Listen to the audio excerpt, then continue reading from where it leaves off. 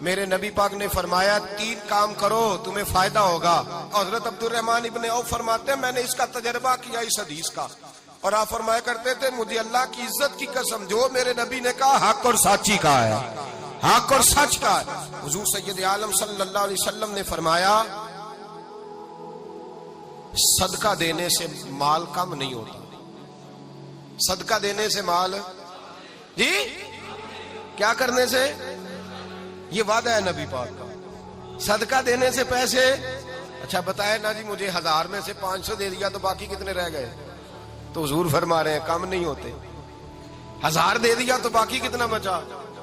نہیں بھائی, میرے محبوب فرماتے ہیں تو اللہ کے رستے میں 1 دے وہ تجھے 700 گنا کر کے واپس عطا فرمائے گا.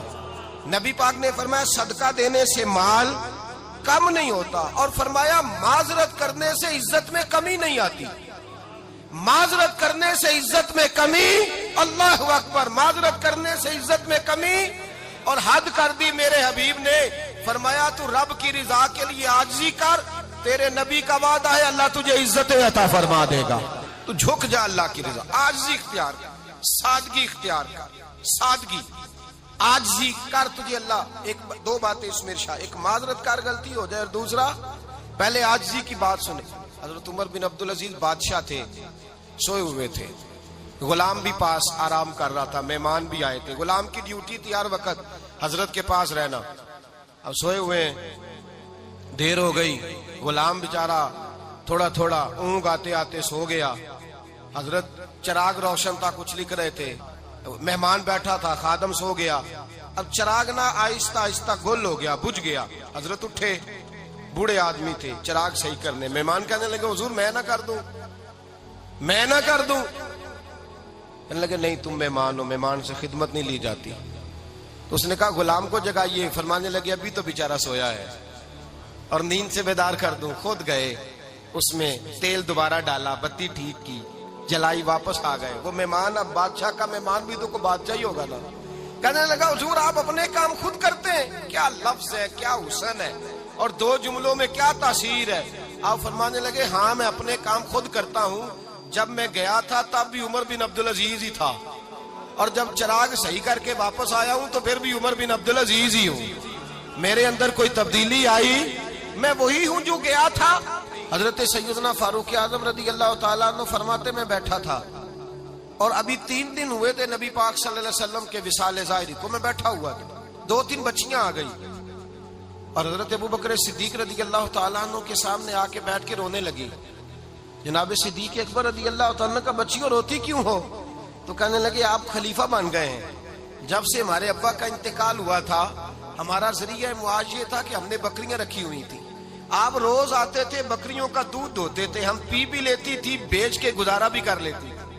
اب آپ تو خلیفہ بن گئے, کون آیا کرے گا؟ تو حضرت ابو بکر صدیق فرمانے لگے تمہیں پتہ ہے جو خلیفہ ہوتا ہے وہ تو خادم ہوتا ہے قوم کا, میں آیا کروں گا. حضرت ابو بکر صدیق روزانہ اٹھتے عصر کے بعد اور جاتے, خلیفہ ہونے کے باوجود ان بچیوں کی بکریوں کو پکڑتے, دودھ دھوتے, ان کے گھر میں دے کے آتے. حضرت فاروق اعظم جب بھی دیکھتے تو کہتے ابو بکر تو پیچھے آنے والوں کے لیے رستہ بڑا مشکل کر رہا ہے, بڑا مشکل کر رہا ہے. جگر راہ وفا میں نقش ایسے چھوڑ آیا ہوں, میں جس منزل سے گزرا ہوں وہ اب تک یاد کرتی ہے. حضرت سلمان فارسی رضی اللہ تعالیٰ عنہ صوبے کے گورنر تھے, سادہ سا لباس پہن کر, سادہ سا, بس اسٹاپ پہ کھڑے تھے, جہاں سے لوگ اندر داخل ہوتے تھے, جہاں سواریاں باندھی جاتی تھی, آج ہم اپنے زبان میں اسے بس اسٹاپ کہتے. باہر کھڑے تھے, کوئی مہمان آ گیا کسی کا, اس نے دیکھا سادے سے کپڑے ہیں, خستہ سی حالی ہے, اس نے سمجھا کوئی کلی ہے شاید, معاذن کوئی ملازم ہے. کہنے لگا خادم ادھر آؤ, ادھر آؤ. آپ قریب گئے, کہنے لگے میرا سامان اٹھاؤ. امام غزالی فرماتے ہیں جب تو علم پڑھنے بیٹھتا ہے تو یہ بھی خیال کرنا تیرے اندر تکبر کا بوٹا نہ لگ جائے, عاجزی اختیار کرنا. عاجزی, سر پہ رکھا ہوا ہے سامان. حضرت سلمان فارسی نے, گورنر صاحب نے, اس آدمی کا, مہمان کا سر پہ سامان رکھا اور جا رہے. سنو اور غور کرو. جب جا رہے تھے جو آدمی بھی ملتا گورنر صاحب ہمیں دے دے.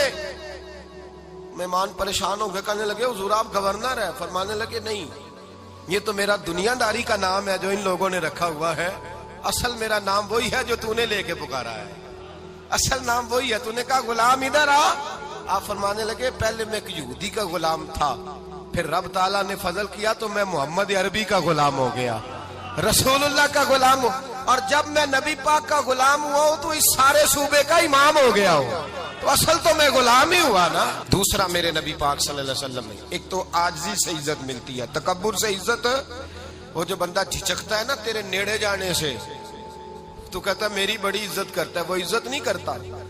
شیر کی عزت ہوتی ہے کہ خوف ہوتا ہے؟ بولے نا تو نہیں نہ ڈر لگتا ہوتی کو۔